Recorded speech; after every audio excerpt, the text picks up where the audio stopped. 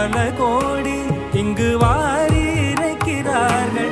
எளிதாக உன்னை சேர இங்கு யாரு நினைக்கிறார்கள்? அலங்காரம் அதில் நீ இல்லை, அகங்கார மனதில் இல்லை, துளி கள்ளம் கபடம் கலந்திடாத அன்பில் இருக்கிறாய். உணர்ந்தே